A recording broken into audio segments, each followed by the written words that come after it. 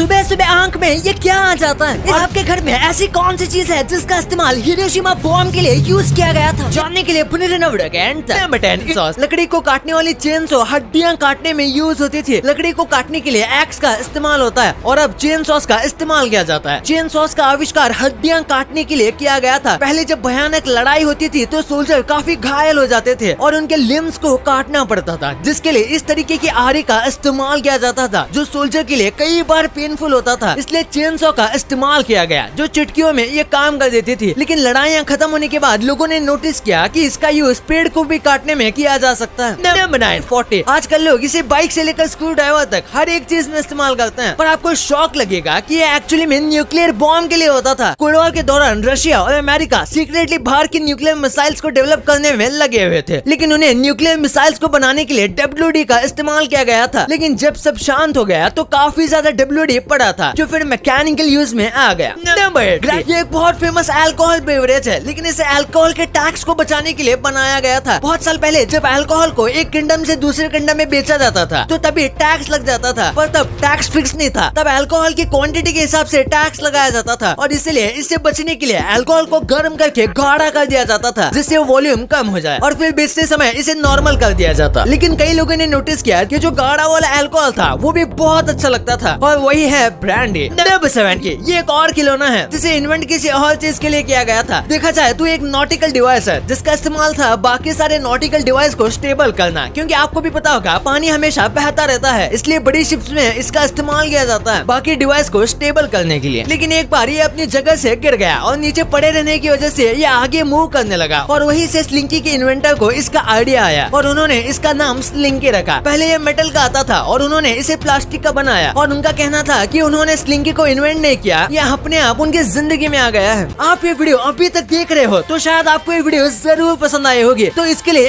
एक लाइक तो। Number 6 plane की स्पीड करीब 500 किलोमीटर प्रति घंटे की होती है, जिससे आप कहीं पे भी ज्यादा से ज्यादा एक दिन में पहुंच जाओगे। तो इतनी स्पीड में आप प्लूटो प्लेनेट के लिए रवाना हो जाते हो तो आपको 1-2 साल नहीं बल्कि आपको 800 साल लग जाएंगे। इससे आप अंदाजा लगा सकते हो कि प्लूटो अर्थ से कितना ज्यादा दूर है। नंबर 5 छूने वाली झप्पी तो सबको अच्छी लगती है, पर क्या आपने छाती तोड़ने वाली झप्पी के बारे में सुना है? दरअसल एक लड़के ने लड़की को इतनी जोर से झप्पी दी कि उसके रिब्स में 3 हड्डियां टूट गई। इसे कहते हैं पसली तोड़ झप्पी और खुशकिस्मती से लड़की को जानलेवा चोट नहीं लगी, लेकिन लड़के पर 1.5 लाख रुपए का जुर्माना पड़ गया।